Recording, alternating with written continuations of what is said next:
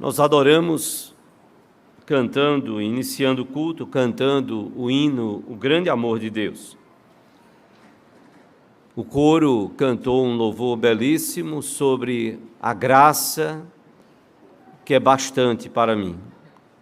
Como Paulo orou, por 3 vezes ele pediu a Deus para retirar o espinho da carne dele. E Deus disse que não iria atender, não. Mas a minha graça te basta.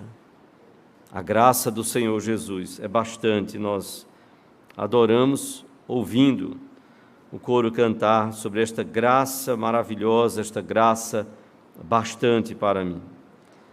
Esse momento de louvor nós cantamos, iniciando, declarando, vinde, convidando, adoremos a Jesus Salvador. Não dá para ficar de boca fechada, nem nos hinos, nem nos louvores, se aquele a quem adoramos é ninguém menos do que o Filho de Deus, o Rei dos Reis, o Senhor dos Senhores, o Senhor dos Exércitos, se é Jesus, Salvador.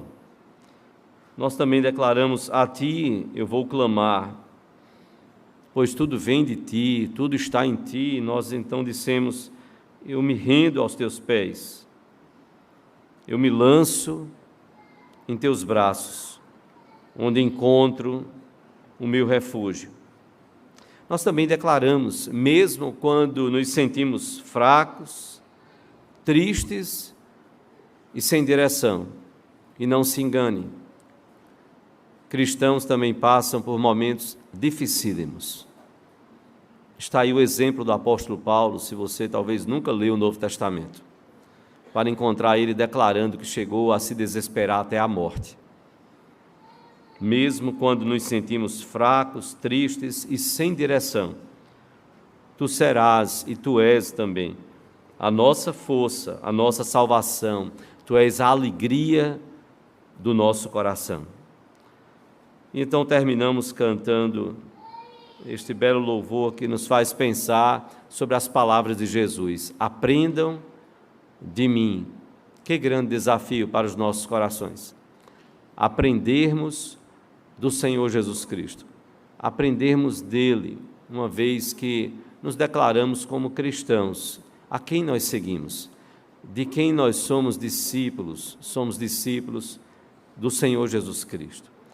O mesmo que disse palavras tão necessárias aos nossos dias. Eu quero convidar você a abrir a palavra de Deus em Mateus, Evangelho de Mateus, capítulo 11, dos versículos de 18 a 20. Mateus 11,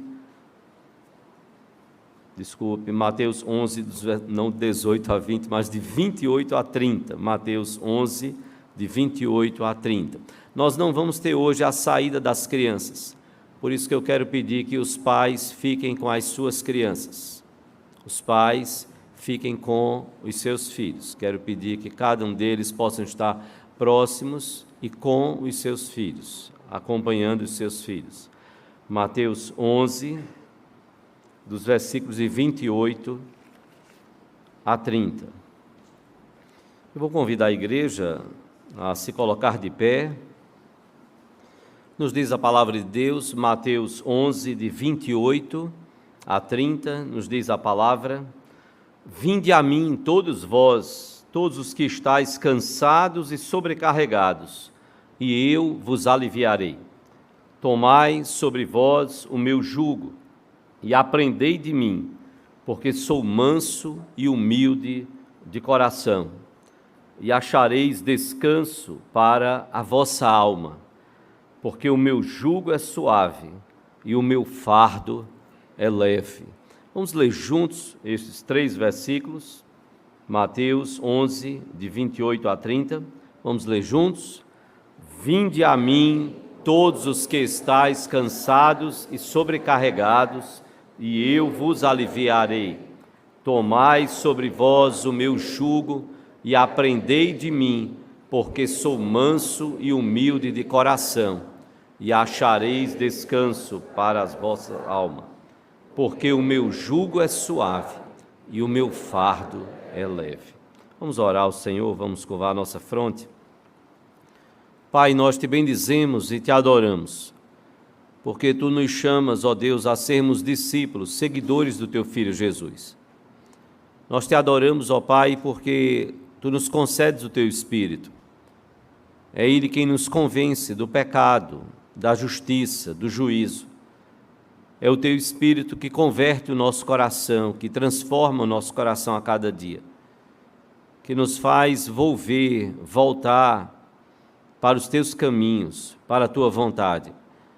E nós pedimos a Tua misericórdia e a Tua graça renovadas sobre as nossas vidas, Senhor. É por Tua graça e misericórdia que nós aqui estamos. Estamos vivos, com saúde, ouvindo a Tua palavra, adorando o Teu nome. Isso é bênção do Senhor para as nossas vidas. Ajuda-nos para que aprendamos do Teu Filho Jesus. Ajuda-nos para que nos voltemos para Ele. Que a cada dia possamos buscar viver uma vida que honre e glorifique o nome dEle.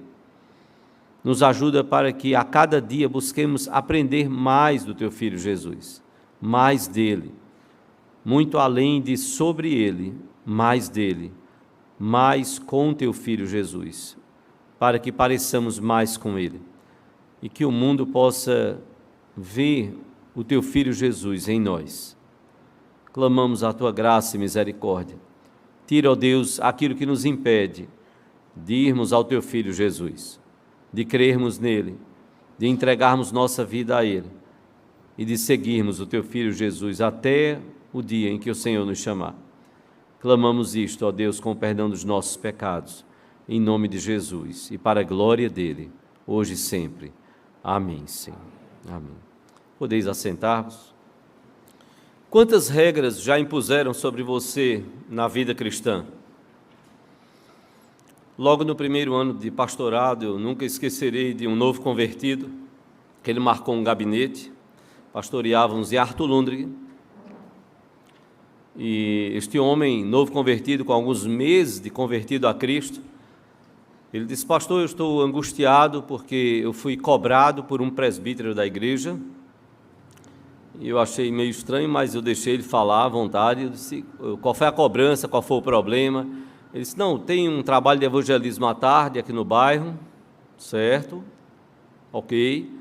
Ele disse, e o presbítero disse o seguinte, que não era para eu almoçar.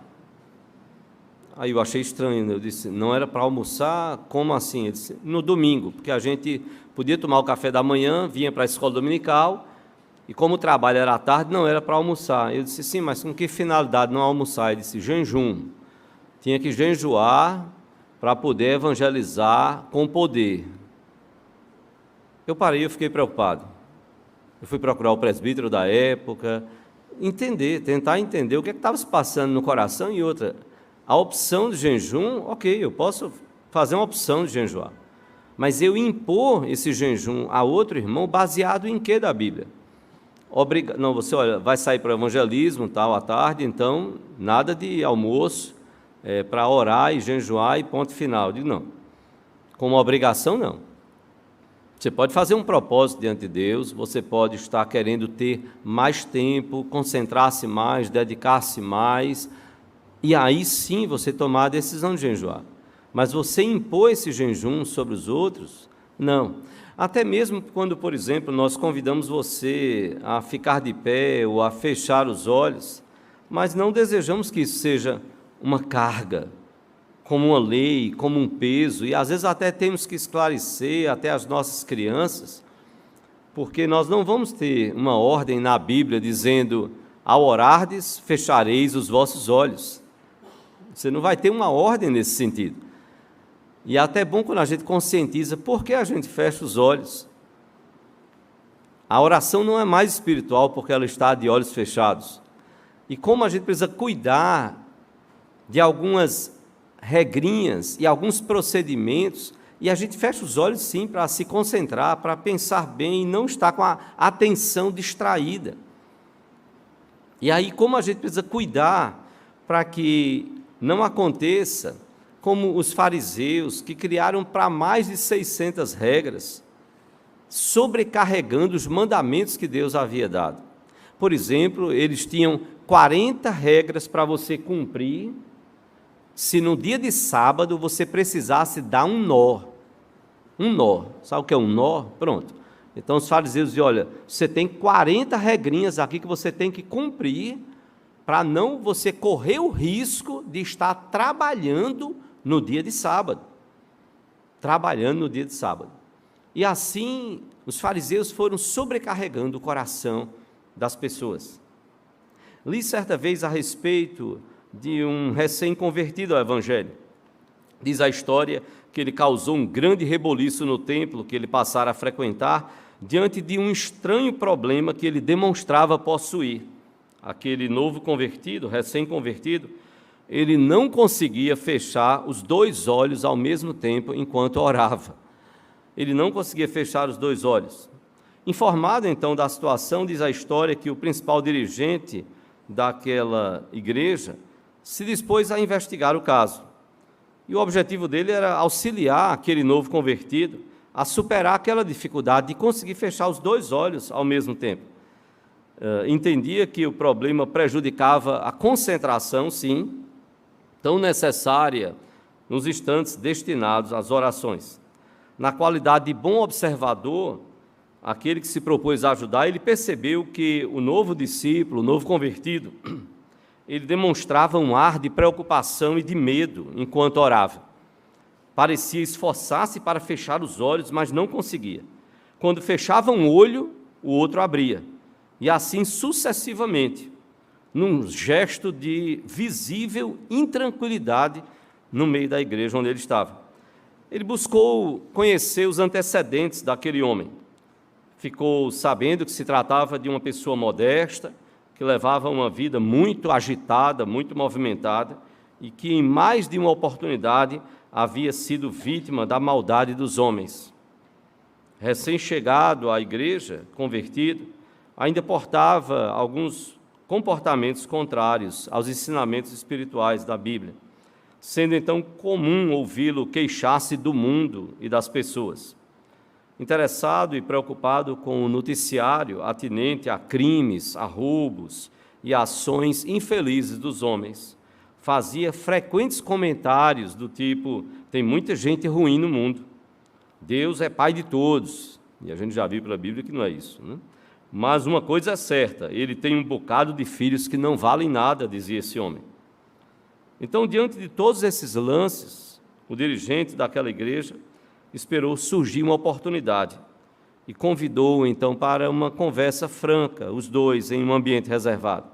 A sós, aquele líder então falou com aquele novo convertido. O irmão é portador de algum problema físico? Perguntou ele. E o homem disse: não, nenhum, eu gozo de boa saúde. Então o líder disse: tem algum problema de vista? Ou algum tique nervoso o irmão tem? Ele disse: também não, eu vejo bem, e eu não sou nervoso, eu não sou nervoso. E aí então o líder perguntou: você tem certeza que não tem nenhum problema com os olhos? Ele disse: sim, tenho certeza. Inclusive eu vejo bem até demais. E então o líder, já não mais aguentando e não conseguindo respostas, ele disse: olha, é o seguinte, é que o irmão tem sido visto com dificuldades aqui para fechar os dois olhos ao mesmo tempo na hora da oração. Ele disse: não é dificuldade nenhuma, é obediência. Ele disse: como assim?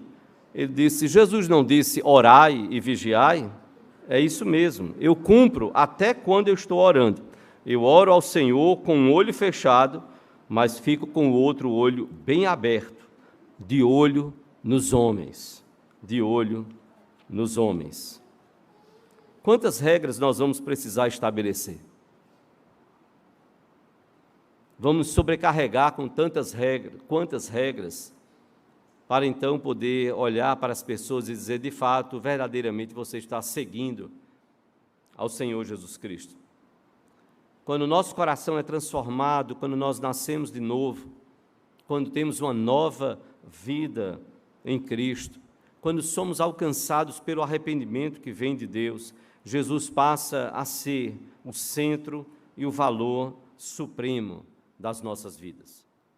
E não foi ninguém menos do que Jesus quem falou o que nós acabamos de ler aqui. Diferentemente dos fariseus, Jesus disse: vinde a mim todos os que estáis cansados e sobrecarregados, e eu vos aliviarei. Vinde a mim todos vós que estáis cansados e sobrecarregados, e eu vos aliviarei. Se você adiantar alguns capítulos, só para mostrar a diferença para os fariseus, no capítulo 23 de Mateus, capítulo 23,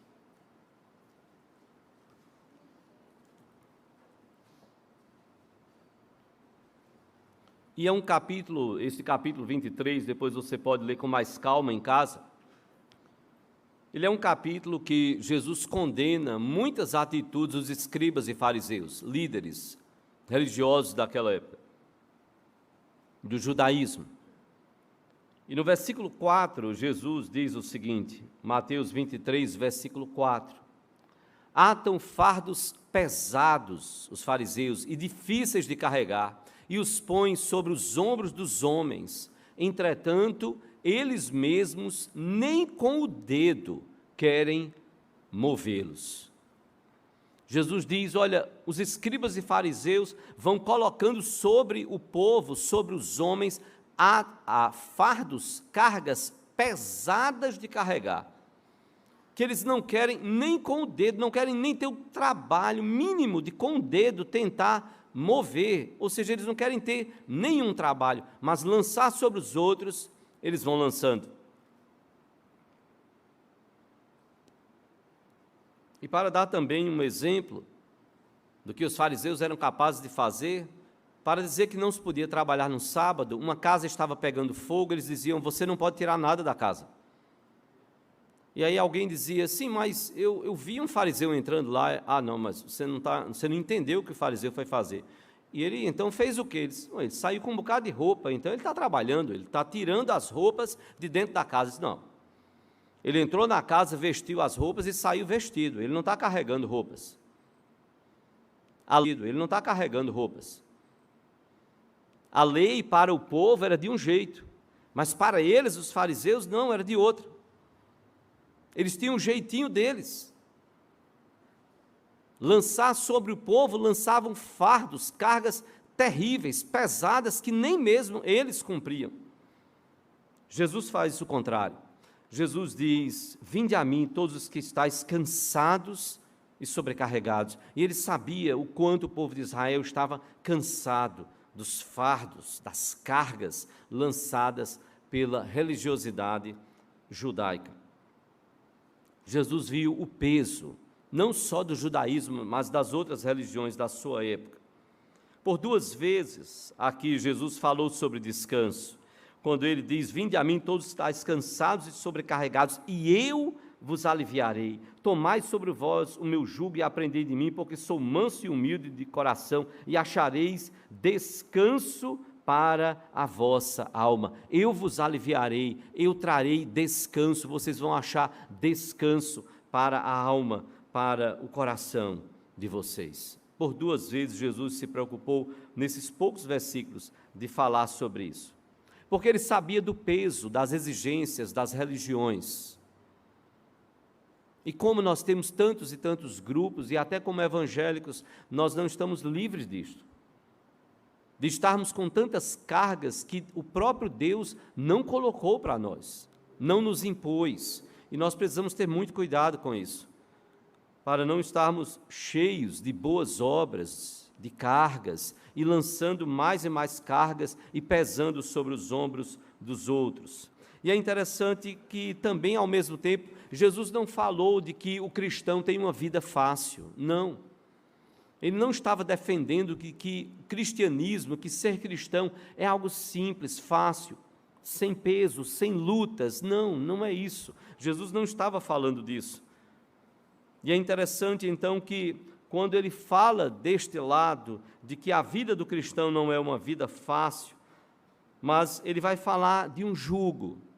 E então ele vai poder dizer, depois de falar, eu vos aliviarei, ele vai dizer no versículo 29, tomai sobre vós o meu jugo e aprendei de mim, porque sou manso e humilde de coração, e achareis descanso para a vossa alma, porque o meu jugo é suave e o meu fardo é leve. E se nós não entendermos bem o que Jesus está colocando aí, nós perderíamos então a metáfora, a figura e a comparação que Jesus faz. Jesus chega então a dizer, tomai sobre vós o meu jugo. E o que era o jugo? O jugo para os fariseus era todo o conjunto de obrigações contidas nos seus ensinos, nos seus ensinamentos. Então os fariseus iam criando regras e mais regras, impondo aquilo ali sobre o povo. E o povo ia ficando sufocado, coisa que nem os próprios fariseus cumpriam. E Jesus diz, olha, eu tenho um jugo para vocês.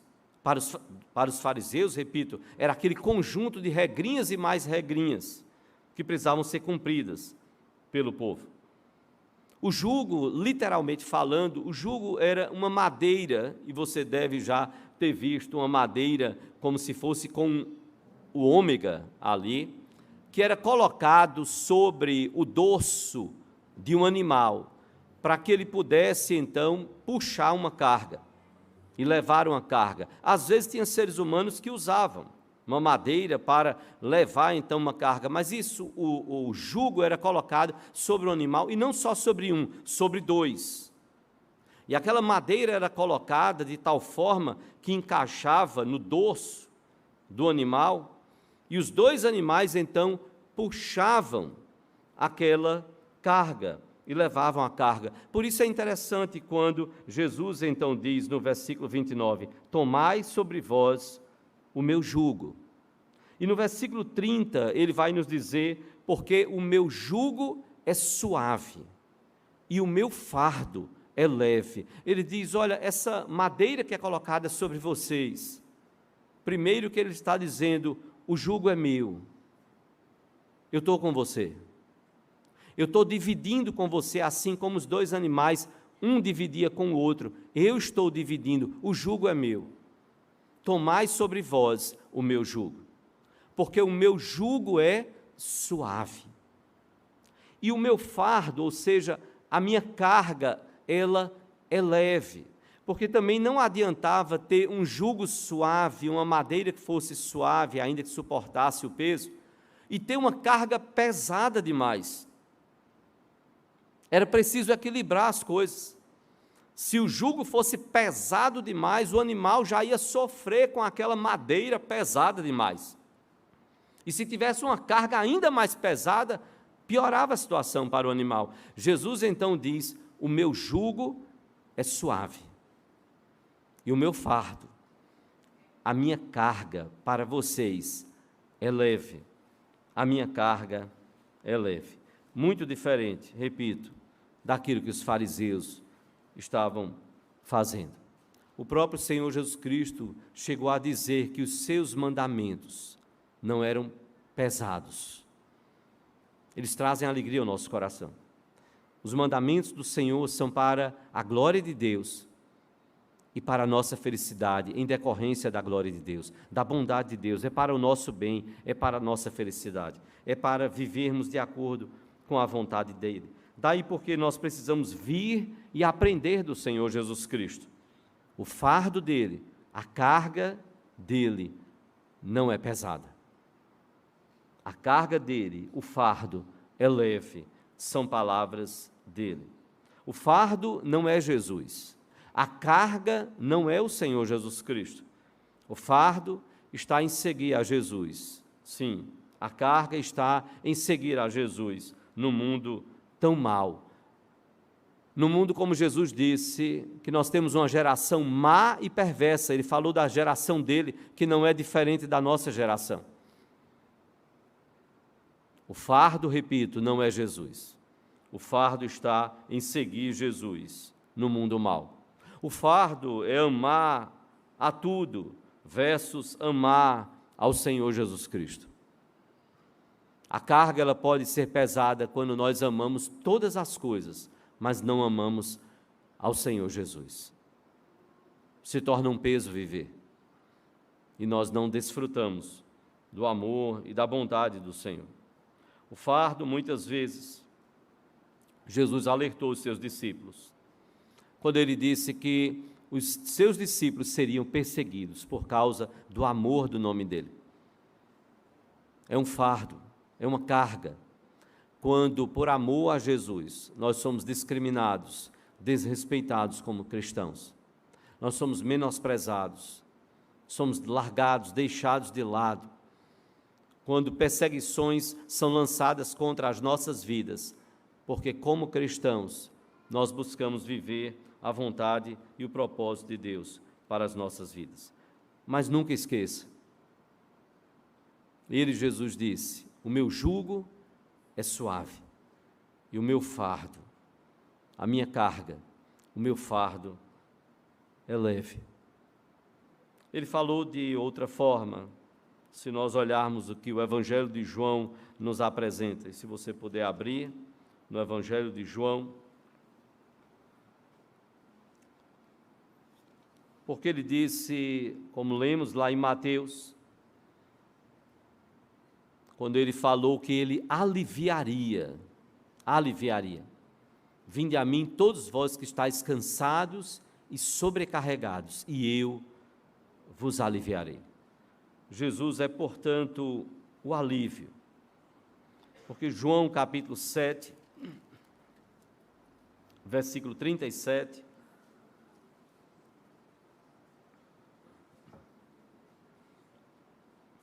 João 7, 37, Jesus ali no templo diz que no último dia, o grande dia da festa, levantou-se Jesus e exclamou: se alguém tem sede, venha a mim e beba. Se alguém tem sede, venha a mim e beba. E no versículo 38 ele diz: quem crê em mim, como diz a Escritura, do seu interior fluirão rios de água viva. Jesus é a fonte de água que traz refrigério, que sacia a nossa sede. Ele disse isso à mulher samaritana. Ele falou isto à mulher samaritana. Quando ele pediu água a ela, quando ela estranhou: como sendo tu judeu, pede águas a mim, que sou mulher e sou samaritana? Ah, se souberas quem é que te pede água. Eu te daria água viva, você jamais precisaria vir. Quem bebe da água que eu der, jamais terá sede. Jesus é a água que sacia a nossa sede. Ele é o pão que sustenta as nossas vidas e nos alimenta. E é por isso que Jesus vai dizer em João 14,15: se me amais, guardareis os meus mandamentos. Mas o chamado de Jesus é para que nós possamos ir a Ele. Quando Ele disse: vinde a mim todos vós que estáis cansados e sobrecarregados, e eu vos aliviarei, Ele está chamando a cada um de nós, para que nós possamos nos voltar a Ele. Ele não está chamando para nenhuma religião, Ele está chamando para nos voltarmos para Ele. Por que nos congregamos como igreja? Porque somos igreja dele, espalhada sobre a face da terra, porque ele mesmo disse: eu edificarei a minha igreja, e as portas do inferno não prevalecerão contra ela, porque seguimos a Jesus, porque ele nos chama a segui-lo e segui-lo como igreja do Senhor.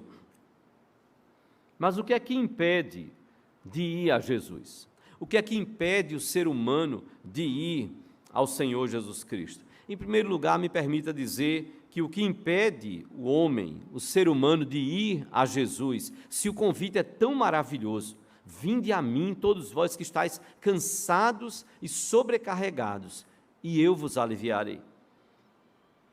O primeiro motivo que nos impede de ir a Jesus é a morte espiritual.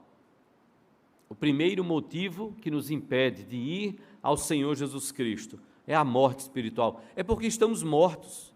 É porque o ser humano está conforme a palavra de Deus nos diz, lá em Efésios capítulo 2, versículo 1.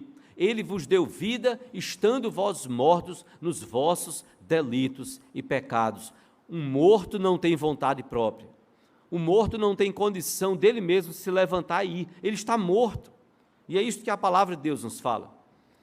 Esta morte, esta cegueira espiritual pelo pecado é uma tragédia que nos afasta e nos impede de vir e de ir ao Senhor Jesus, ou seja, este ir a Jesus entenda como crer no Senhor Jesus Cristo.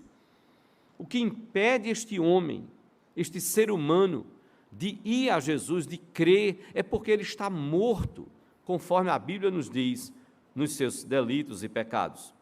Se você voltar ao texto de Mateus, capítulo 23, nós lemos o versículo 4, mas Mateus, capítulo 23, o versículo 37, Jesus, Mateus 23, versículo 37, Jesus faz um lamento ao olhar a cidade de Jerusalém. Um lamento tomado de profunda comoção do Senhor Jesus Cristo ao ver a cidade de Jerusalém. Entendo que não seria um lamento diferente ao olhar a cidade do Recife, Olinda, Paulista, o Grande Recife, não seria diferente. E olhe como Jesus coloca, e Mateus registra, Mateus 23, versículo 37, nos diz então a palavra: Jerusalém, Jerusalém, que matas e apedrejas os profetas que te foram enviados. Quantas vezes quis eu reunir os teus filhos, como a galinha ajunta os seus pintinhos debaixo das asas, e vós não quisestes.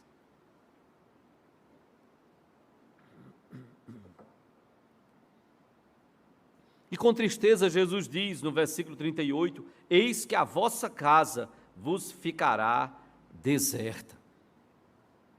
Ele lança uma profecia sobre a destruição que iria acontecer aproximadamente 40 anos, quase 40 anos depois, 4 décadas depois. Mas Jesus mostra a cegueira espiritual desse povo.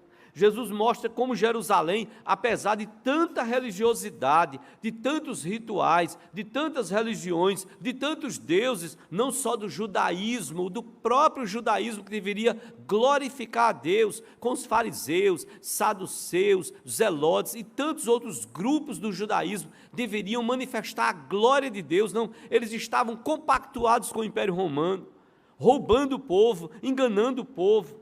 Era uma tragédia a religiosidade judaica. E Jesus olha para Jerusalém e se compadece dela. Jerusalém, Jerusalém, que matas os profetas e apedrejas os que te foram enviados. E Jesus compara, então, a situação da galinha e os pintinhos. Quantas vezes quis eu reunir os teus filhos, como a galinha ajunta os seus pintinhos debaixo das asas, e vós não quisestes. Jesus denuncia o pecado de Jerusalém, a morte espiritual de Jerusalém, de grande parte do povo. Jesus também declara e denuncia esse pecado, como está lá em João, capítulo 5. João 5, falando sobre aqueles líderes religiosos, João 5, versículos 39 e 40.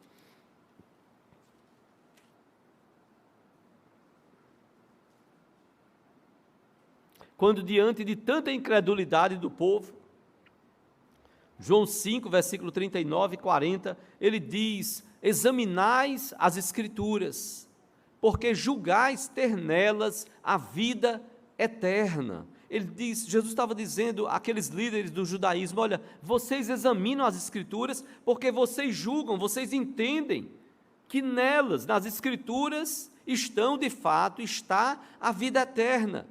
E não estava errado nisso. As Escrituras contêm o testemunho a respeito da vida eterna. E Jesus vai dizer, e são elas mesmas que testificam de mim. Ele disse, olha, vocês examinam porque vocês creem que a vida eterna está ensinada nas Escrituras. Agora, as Escrituras testemunham, testificam de mim. Agora, vocês não acreditam em mim. E no versículo 40, então, ele vai dizer, contudo, não quereis vir a mim para terdes vida. Vocês examinam porque vocês creem que a vida eterna está ensinada. Essas escrituras testemunham de mim. Agora, vocês não veem a mim. Vocês não creem em mim, apesar destas escrituras testemunharem, profetizarem, falarem a respeito do Senhor Jesus Cristo. Ou seja, estudam, conhecem, mas não abrem o coração. Não querem vir ao Senhor Jesus Cristo. Porque mortos espiritualmente, não têm ali as condições e não têm, por conta do pecado, não têm o desejo de se voltar para o Senhor Jesus Cristo. Então, o que impede de ir, de crer, de seguir o Senhor Jesus? Primeiro, a morte espiritual. Em segundo lugar, a Bíblia também nos ensina que há outro motivo que nos impede de ir a Jesus. Não é só a morte espiritual, é a escravidão ao pecado. É a escravidão ao pecado. E Jesus vai dizer isso. Nós conhecemos muito bem João 3,16, podemos até dizer de cor, não podemos? João 3,16, a palavra vai nos dizer, porque Deus amou ao mundo de tal maneira que deu seu Filho unigênito para que todo aquele que nele crê não pereça, mas tenha a vida eterna. E nesse discurso de Jesus, nesta fala de Jesus registrada por João, Jesus vai dizer por que as pessoas não creem em Jesus. E ele vai justamente dizer isso nos versículos 19 e 20.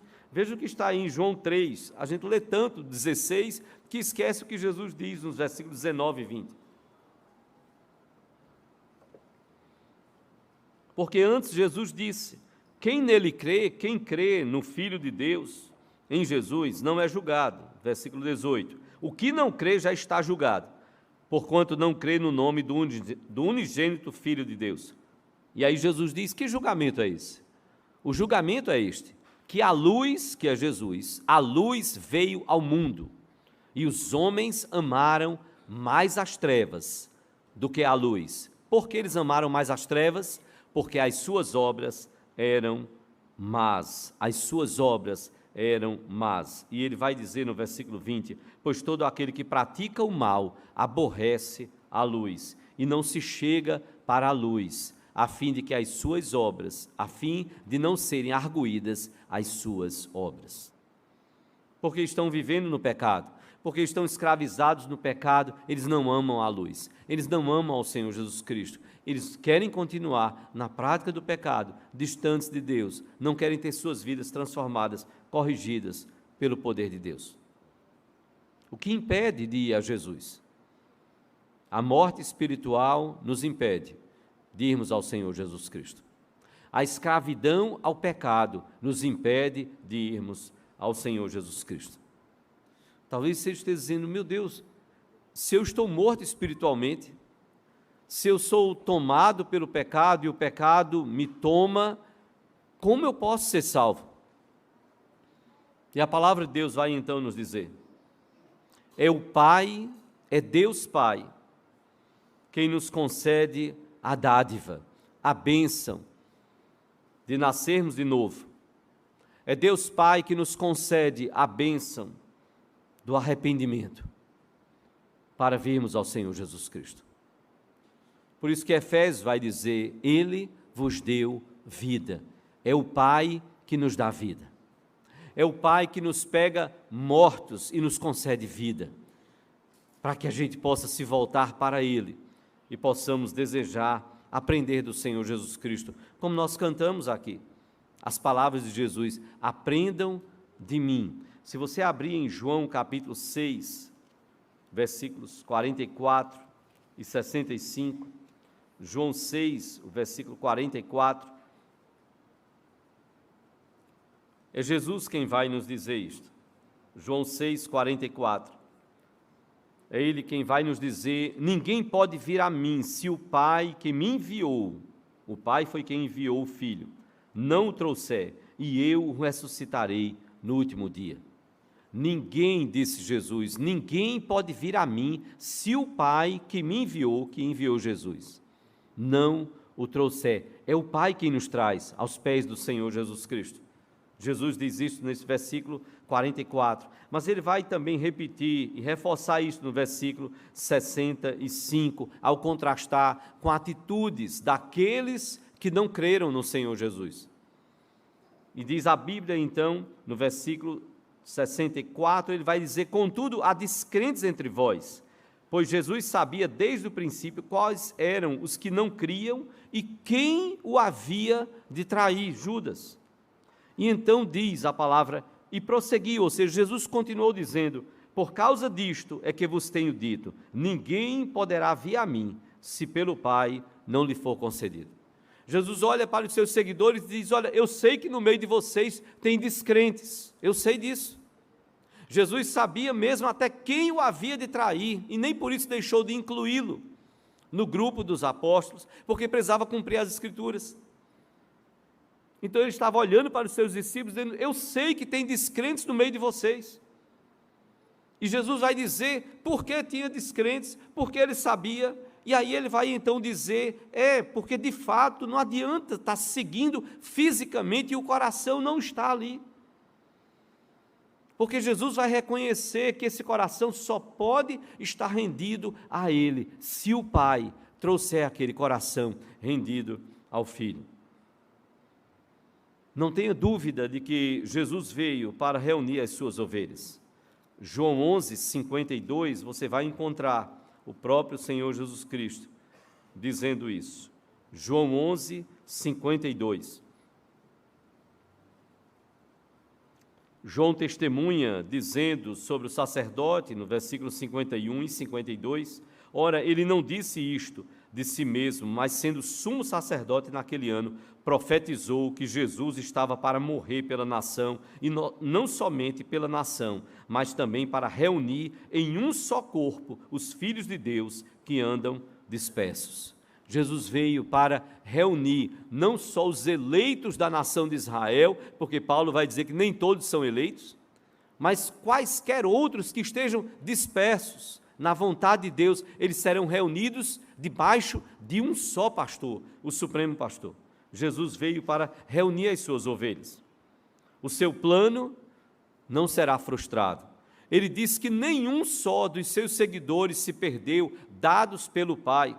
Como está lá em João 17, 12, ele diz: olha, nenhum se perdeu, exceto aquele para se cumprir as Escrituras, o filho da perdição, e ele se referia a Judas. Nenhuma das suas ovelhas vai se perder. Foi a garantia do Senhor e continua sendo do Senhor Jesus Cristo. É o mesmo Jesus que, se você voltar do capítulo 11 para o capítulo 10, versículo 16. João 10, 16. Jesus, quando fala sobre o bom pastor, nesse capítulo 10, ele vai dizer então, no versículo 16, ainda tenho outras ovelhas, não deste aprisco, não do aprisco do povo de Israel, eu tenho outras ovelhas, desse Jesus, a mim me convém conduzi-las, elas, preste bem atenção nisso, elas ouvirão a minha voz, então haverá um rebanho e um pastor. Jesus estava dizendo: eu preciso conduzir algumas ovelhas que não são nem só essas do aprisco do povo de Israel. Tem ovelhas em outros povos, em outras tribos, em outras nações. Elas ouvirão a minha voz e então haverá um rebanho e um pastor. Um rebanho e um pastor. É Jesus quem chama o morto à vida. É Jesus quem gera vida no nosso coração. Só Jesus, pela ação do Espírito Santo, Deus Pai, concede vida pela ação do Espírito Santo, nos convencendo, nos convertendo, nos transformando, para que nós possamos ouvir a voz de Jesus e segui-lo. Você lembra do relato da morte de Lázaro? Se você voltar ao capítulo 11 de João, João capítulo 11,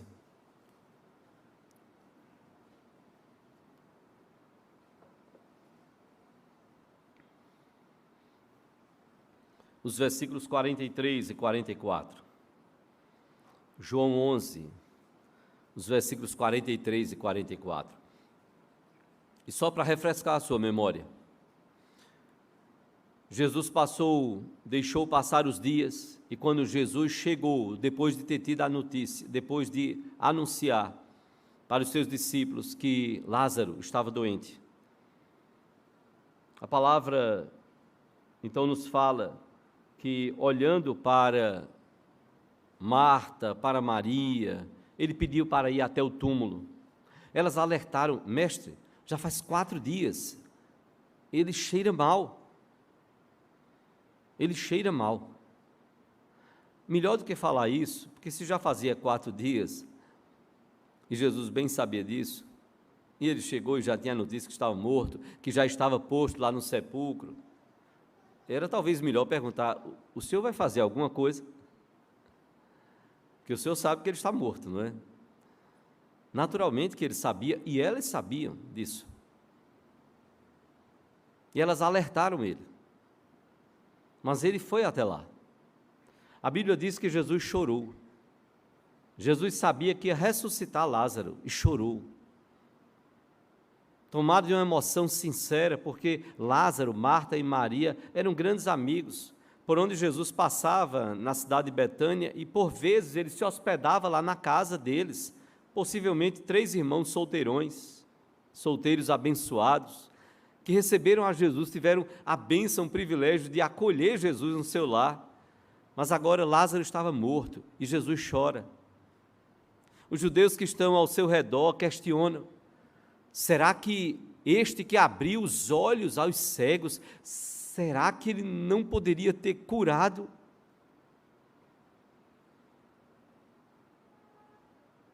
Que coisa!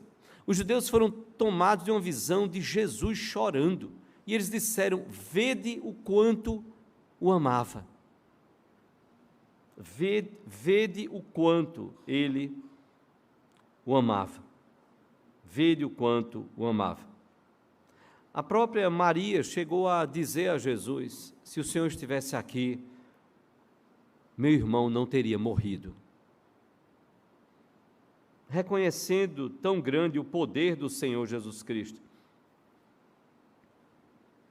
E como disse os outros judeus: puxa, ele não fez o cego ver, será que ele não poderia ter evitado essa morte, ter curado, evitado que ele morresse? Os próprios judeus, como está no versículo 37, e a Bíblia diz que Jesus agitou-se novamente em si mesmo, e a Bíblia diz que ele foi até o túmulo, e no versículo 43, depois dele ter orado, como está no versículo 41, depois de ter sido retirada a pedra, Jesus, levantando os olhos para o céu, Jesus disse: Pai, graças te dou, porque me ouviste. Aliás, eu sabia que sempre me ouves, disse Jesus na sua oração, mas assim falei por causa da multidão presente, para que creiam que tu me enviastes. Ele se dirige ao Pai, ele reconhece que o Pai sempre o ouve, e ele diz: Pai, eu assim orei, para que creiam, para que pessoas daqui dessa multidão, para que pessoas creiam que tu me enviastes.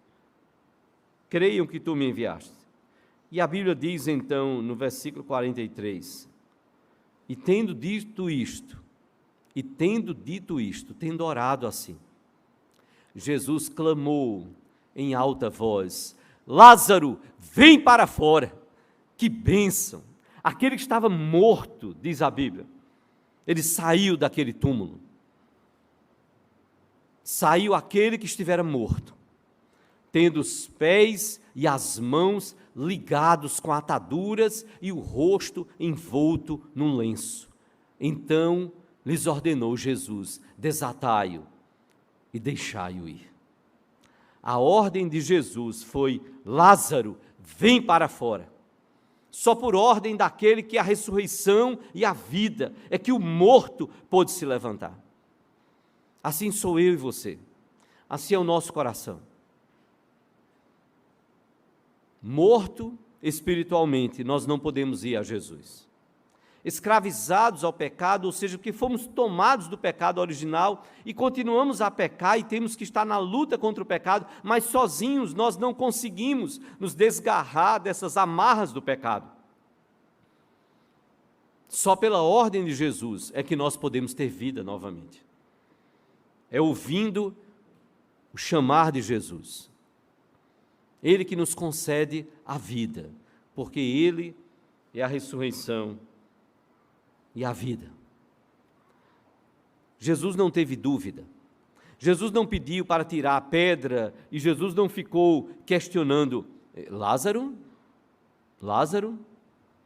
Você está aí, Lázaro? Você quer sair? Você quer voltar à vida, Lázaro? Não, não. Ele deu uma ordem. A sua voz se fez ouvir pela multidão. E o morto recebeu a ordem para a vida. É Jesus quem chama o meu e o seu coração para a vida. Para vivermos tão somente por meio dele. E nós precisamos atender ao seu chamado. Nós precisamos atender ao seu chamado. Ele nos chama para a vida, não para a morte. Ele nos chama não para o pecado, mas para vencermos o pecado. O que impede de ir a Jesus? A morte espiritual. Mortos, eu e você, nós não conseguimos nos voltar para Jesus. A escravidão ao pecado nos impede de irmos a Jesus. Mas quando Jesus chama o meu e o seu coração, nós somos então convocados, fortalecidos, a vida entra no nosso coração, para que nós possamos responder com vida, como Lázaro, que estava morto, respondeu com vida, saiu do túmulo, por causa da ordem do Senhor Jesus Cristo. Lázaro, vem para fora, venha vivo, Lázaro. Você não vai ser tirado daí por mãos humanas como um morto, não, você vai se levantar. Assim como, quem sabe, Deus está falando ao seu coração, e chamando você para a vida, chamando você para o Senhor Jesus Cristo, para segui-lo como discípulo dele. Talvez todos tenham ouvido falar a respeito de Napoleão Bonaparte, o grande gênio militar. Quando vencido pela primeira vez, ele foi exilado e passou a viver na ilha de Elba. Certo dia, diz a história, que ele foi impulsionado pela força da sua personalidade invulgar. Ele resolveu pisar no território da sua pátria e reconquistá-la para a glória do seu império, do império de Napoleão Bonaparte. A fama de Napoleão correu, então, por toda parte. Os habitantes das vilas e cidades por onde ele passava gritavam frementes, cheios de entusiasmo: o imperador, o imperador! As forças que eram enviadas para combatê-lo aderiam às forças que acompanhavam Napoleão Bonaparte.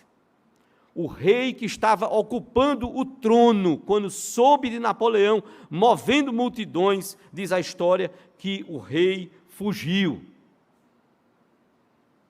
Os antigos marechais de Napoleão Bonaparte não escaparam ao contágio daquele entusiasmo excepcional.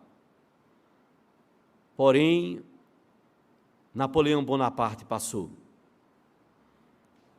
Mas não passou sem antes dizer: o Senhor Jesus, diz a história, que foi uma afirmação de Napoleão Bonaparte, o Senhor Jesus com os seus discípulos conquistaram mais do que eu com o meu exército. O Senhor Jesus com os seus discípulos conquistaram mais do que eu com o meu exército. O Senhor Jesus, muito mais do que Napoleão Bonaparte, muito mais do que tantos outros grandes conquistadores. É Ele quem deseja conquistar cada um dos nossos corações. Ele morreu na cruz do Calvário para salvar a nossa vida. Ele nos chama à vida. Ele nos chama a seguirmos a Ele como nosso Senhor, como nosso Salvador. Foi Ele quem disse: vinde a mim, todos vós que estáis cansados e sobrecarregados, e eu vos aliviarei. Tomai sobre vós o meu jugo e aprendei de mim, porque sou manso e humilde de coração, e achareis descanso para a vossa alma.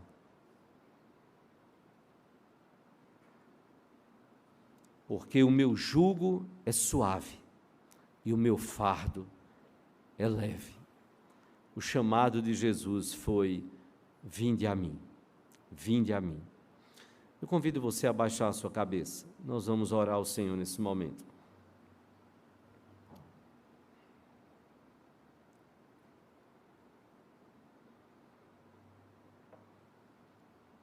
Diante do convite de Jesus para seguir ao Senhor Jesus, para ser um discípulo do Senhor Jesus Cristo, eu gostaria de perguntar de cabeça baixa, olhos fechados.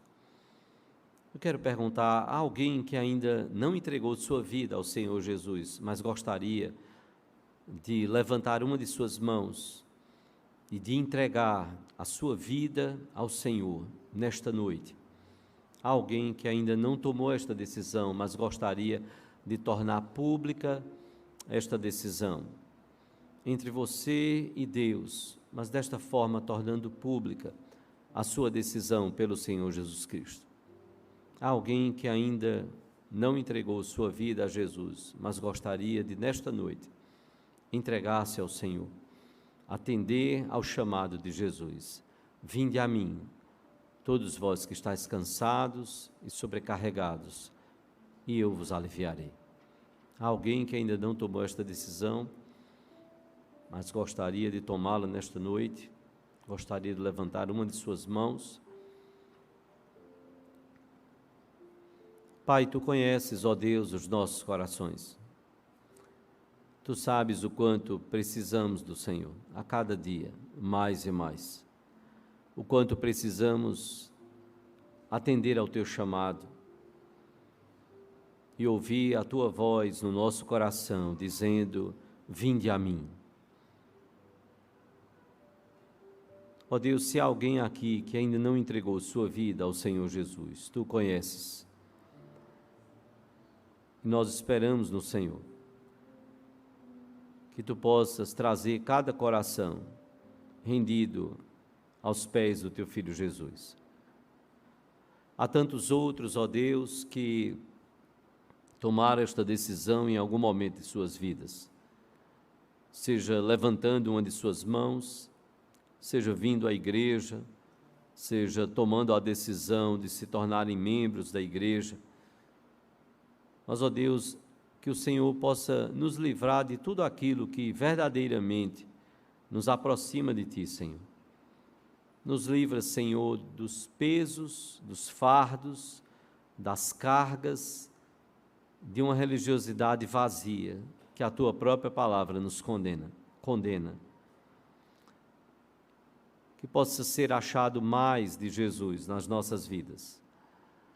Menos dos fardos, menos das cargas, menos daquilo que é religiosidade, que não glorifica o Teu nome, Senhor. Clamamos a Tua misericórdia, que nós não sejamos contados entre os fariseus que lançam cargas, que nem mesmo nós queremos carregá-las ou movê-las, mas que nós aprendamos dia após dia a nos livrarmos dessas cargas e de quaisquer outros empecilhos que nos impeçam de irmos ao Teu Filho Jesus. Trata do nosso coração, dos nossos pecados, das nossas faltas, para que possamos encontrar apoio uns nos outros, para que possamos receber a Tua palavra e sermos amorosamente corrigidos pelo Teu Espírito, como Pai amoroso que Tu és, perdoador, maravilhoso que Tu és, gracioso, que nos disciplina, que cuida das nossas vidas, que nos quer ver andando conforme a Tua vontade, para a glória do Teu nome. Ajuda-nos, porque só ouvindo a voz do Teu Filho Jesus, vinde a mim, só quando esta voz e estas palavras enchem o nosso coração de vida, é que nós podemos romper com a morte que o pecado gera no nosso coração.